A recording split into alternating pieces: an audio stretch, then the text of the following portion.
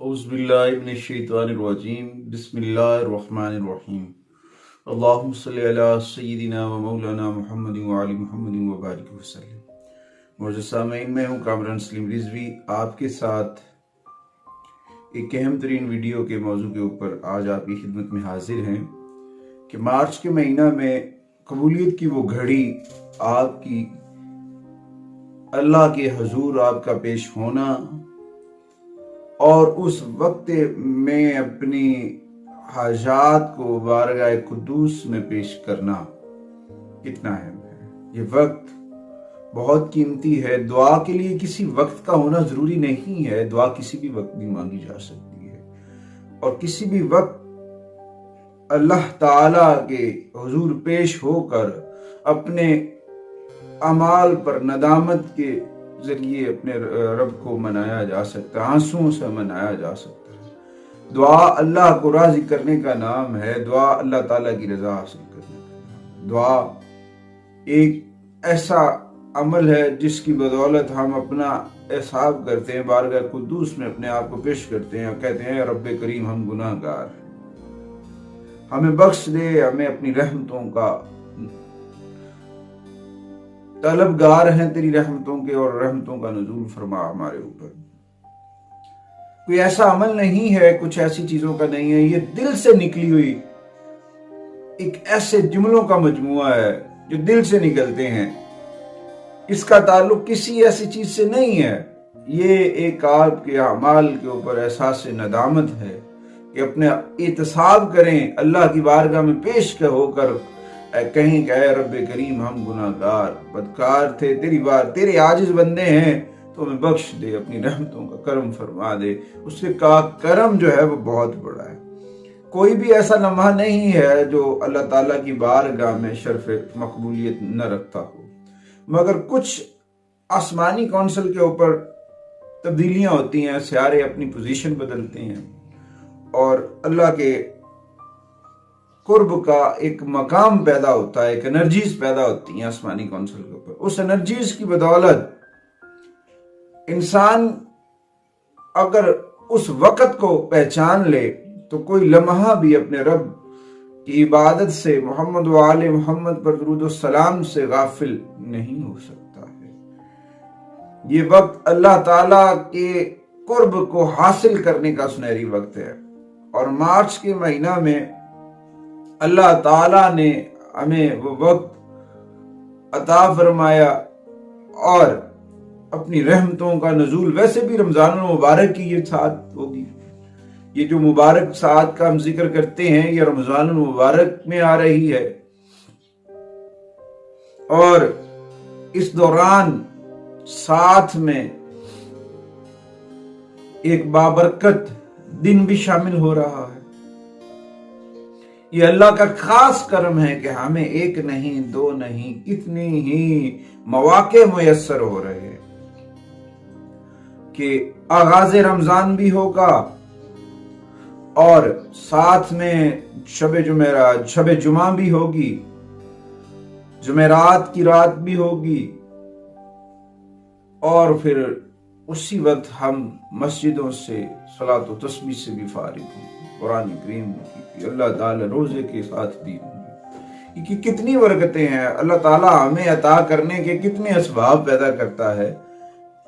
कि हम ही हैं उसकी बारगाह में जाते ही नहीं है, मांगते ही नहीं है। उस रब से मांगे तो अल्लाह ताला हमारी तमाम हाजात जो है पूरी है। ये वक्त उन लोगों के भी लिए है जो बिल्कुल गाफिल है अपने रब से और परेशानियों का शिकार है। इस लम्हा में, इस वक्त में वो लोग भी अपने लिए फवायद हासिल कर सकते हैं जो परेशान हाल हैं, हर हाल में हैं। कबूलियत दुआ, तीन ऐसे मौके हैं जहां पर दुआ कबूल होती है, मगर ये उससे भी बड़ा मकाम आ रहा है, ये उससे भी बड़ा ऐसा टाइम है, ऐसा वक्त है जिसमें दुआएं कबूल होती हैं, जिसमें आपकी आरज़ुएं अल्लाह की बारगाह में पेश होती हैं। ये वक्त बहुत कीमती वक्त है। तीन मौके ऐसे हैं जिस पर दुआ जो है कबूल होती है। ایک جب آذان ہو جاتی ہے اور پھر جماعت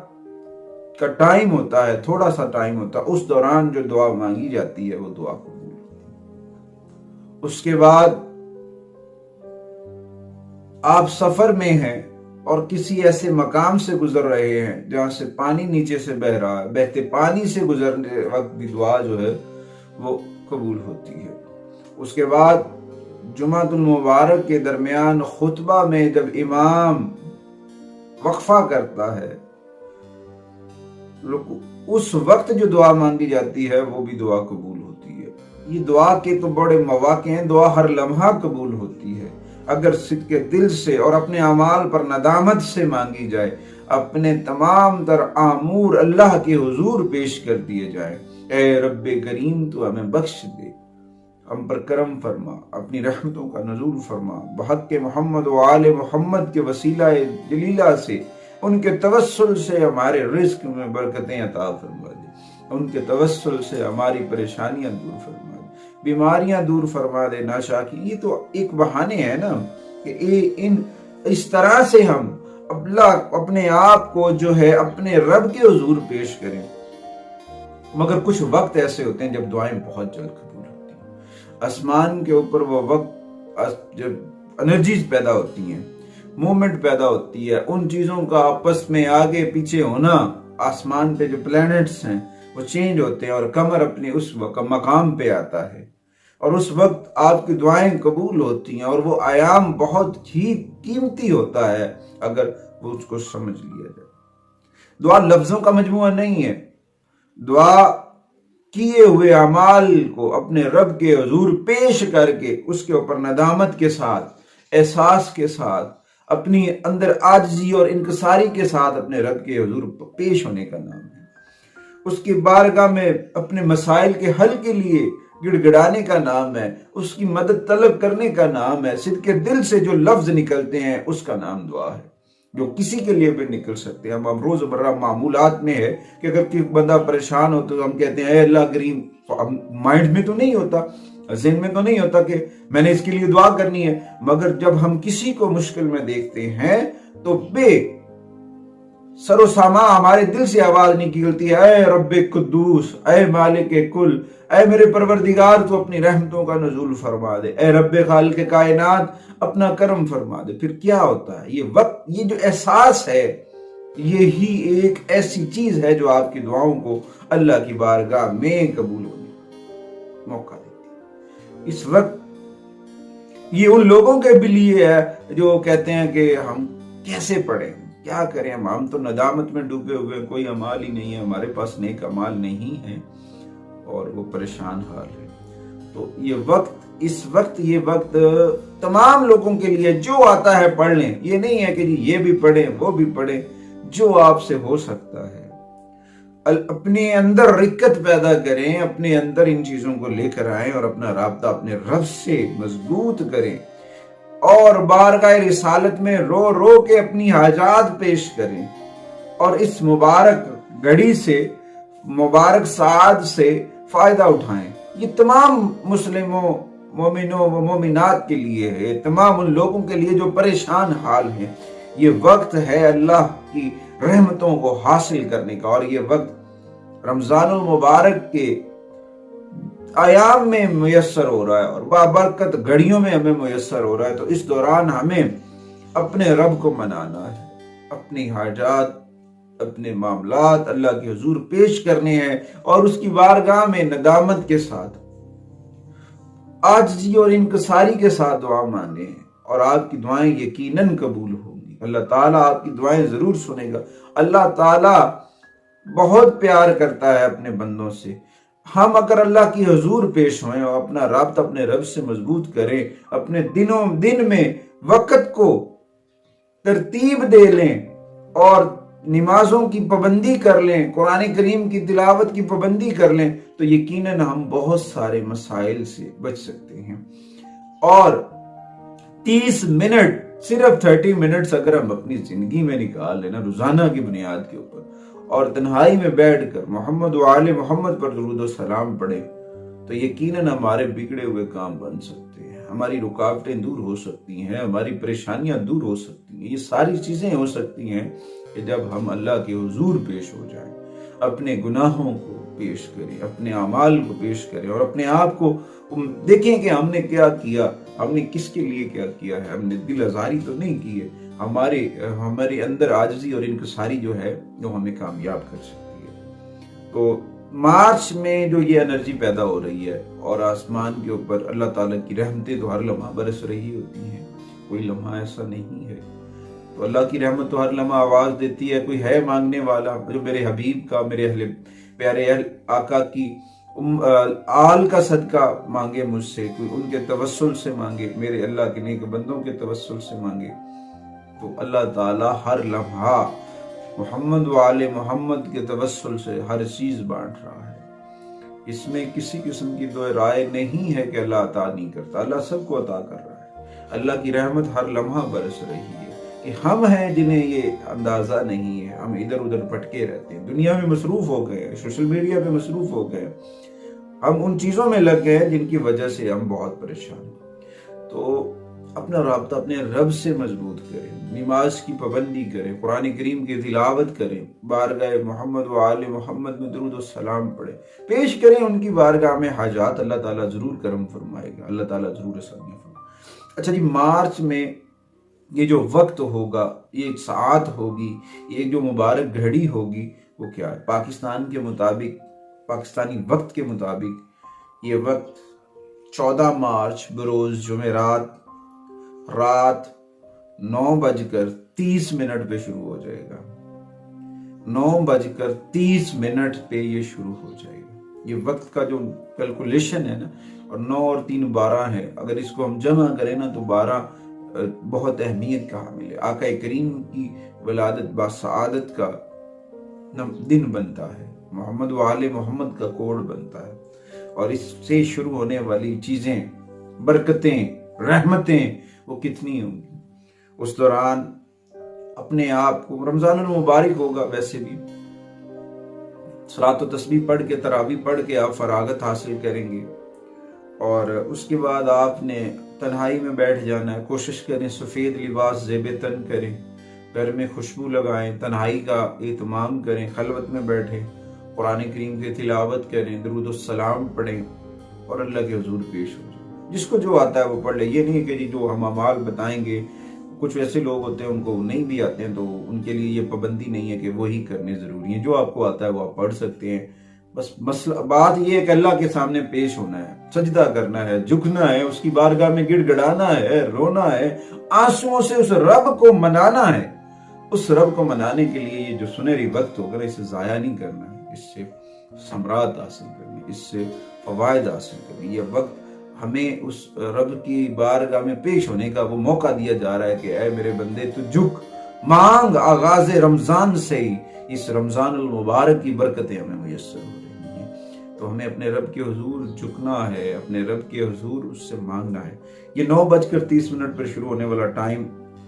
رات 1:53 یا پھر 2 بجے سمجھ لیں،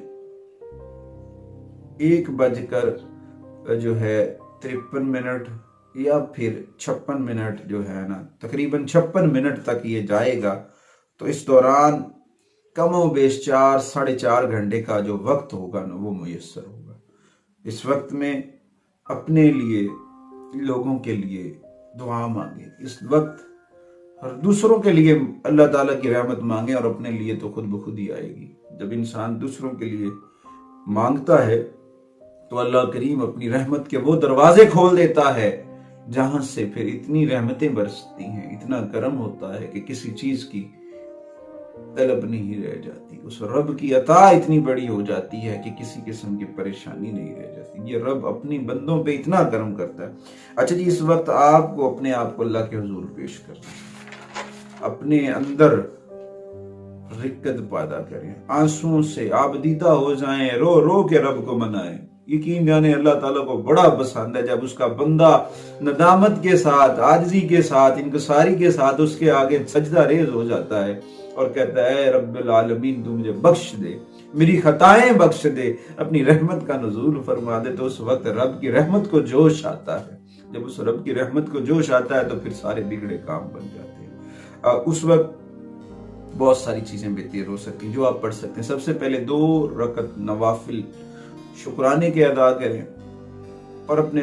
بارگاہ محمد والے محمد کو ان کی حاجات ہدیہ کریں اور ان کی بارگاہ میں التجا کریں کہ اے اللہ کے پیارے حبیب، اپنے پیارے آل کے صدقے میں ہمیں بخشوا دے، ہمارے لیے آسانیاں اللہ کی بارگاہ میں تیرا ہی وسیلہ ہے، تیری آل کا ہی وسیلہ ہے۔ یہ تیرا کرم ہے کہ ہم تیرے امتی ہیں، یہ تیرا کرم ہے کہ تیرے اہل بیت اطہار سے محبت کرنے والے ہیں، یہ تیرا کرم ہے کہ اللہ نے ہمیں تیری امت میں، اللہ تعالیٰ کا یہ خاص کرم ہے کہ اب اپنے پیارے حبیب کی امت میں پیدا کیا، اور یہ اس سے بڑا کرم ہے کہ اپنے آقا ایک پیارے وہ محمد مصطفیٰ صلی اللہ علیہ وسلم کی امت میں پیدا کرنے کے بعد سیرت مصطفیٰ عطا فرمائی اور اہل بیت کی سیرت عطا فرمائی کہ ہم اپنی زندگی کو ایسے گزار سکیں۔ تو یہ وقت ہے اللہ کے حضور پیش ہونے کے، اس دوران درود و سلام پڑھیں، کثرت سے پڑھیں، جتنا ہو سکے پڑھیں، حساب کتاب والی گنتی چھوڑ دیں، بے بہا، اس کی رحمت بھی بے بہا تو عبادت کا طریقہ کار بھی بے بہا ہونا چاہیے۔ یہ نہیں ہے کہ ہم یہ گنتی کر لیں، گنتی کو چھوڑیں، بے بہا پڑھیں، ٹائم کو جو ہے نا اس حساب سے ترتیب دے لیں کہ اتنی عبادت پیدا ہو جائے، اتنی رکت آپ کے اندر پیدا ہو جائے کہ آپ عبادت کرتے وقت اللہ کے قرب کو حاصل کرنے میں کامیاب ہو جائیں۔ سرکار دو عالم محمد وآل محمد پر درود و سلام پڑھیں، 1 تسبیح کر لیں، 2 تسبیح کر لیں آغاز سے، اور اس کے بعد سورہ کہف اور سورہ مزمل اور سورہ الباروج، تینوں میں سے جو آسانی سے آپ پڑھ سکتے ہیں تینوں پڑھ لیں، کوئی حرج نہیں ہے۔ 1 پڑھ لیں تو جو آپ کو آسانی ہوتی ہے، اگر آپ سورہ کہف پڑھ لیتے ہیں تو تھوڑی سی لمبی، تو وہ آپ کو بہت فائدہ دے گی، کئی سالوں تک اس کے ثمرات آپ کو ملتے رہیں گے۔ اس کے بعد پھر درود و سلام پڑھیں، 1 تسبیح، پھر سورہ فاتحہ پڑھیں۔ بعض روایات میں اگر ہم دیکھیں تو طاق عداد میں پڑھنا چاہیے، طاق عداد میں سورہ فاتحہ پڑھیں،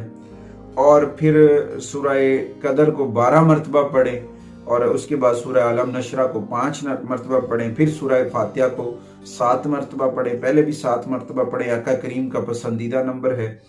اور اس کے بعد پھر جو ہے درود السلام کی 1 تسبیح پڑھیں، اور پھر درود تاج جو ہے 5 مرتبہ پڑھ کے 2 رکعت نماز قضائے حاجات ادا کریں۔ اس کے بعد اپنے رب کے حضور اپنے ہاتھ اٹھائیں، رو رو کے دعائیں مانگے، عاجزی اور انکساری کے ساتھ سجدہ ریز ہو جائیں، رب سے جڑ جائیں، جب تک اللہ کا کرم نہ ہوئے اس وقت تک اپنی دعاؤں میں آنسوؤں کے ساتھ اس رب کو منائیں۔ اور رب کی رحمت اتنی بڑی ہے کہ ہم سوچ بھی نہیں سکتے، اس کی رحمت اتنی بڑی ہے کہ ہمارے پاس وہ قلم نہیں ہے کہ اس کی تشریح لکھ سکے، مگر اس رب سے جڑیں گے تو پھر ساری چیزیں، وہ تمام بند دریچے، وہ تمام بند دروازے کھل جائیں گے جو ہم سوچ نہیں سکتے۔ اور یہ ان لوگوں کے لیے جو روحانیات میں ترقی چاہتے ہیں، روحانی طور پر مضبوط ہونا چاہتے ہیں، ان لوگوں کے لیے یہ خاص گھڑی ہے، یہ خاص عوامل ہیں، اگر وہ کر لیتے ہیں تو بہت سارے ثمرات ان کو میسر ہوں گے۔ اللہ تعالیٰ آپ سب کے لیے آسانیاں عطا فرمائے۔ ہماری ایک ادنا سی گزارش ہے کہ اس وقت ہمارے لیے اور ہماری میڈیا ٹیم کے لیے بھی ضرور دعا کیجیے گا کہ اللہ تعالیٰ آقا کریم محمد وآل محمد کے توسل سے ہمارے لیے آسانیاں عطا فرمائے، اور اس یقین کے ساتھ کہ آپ ہمارے چینل کو سبسکرائب ضرور کریں گے۔ اگلی ویڈیو تک آپ سے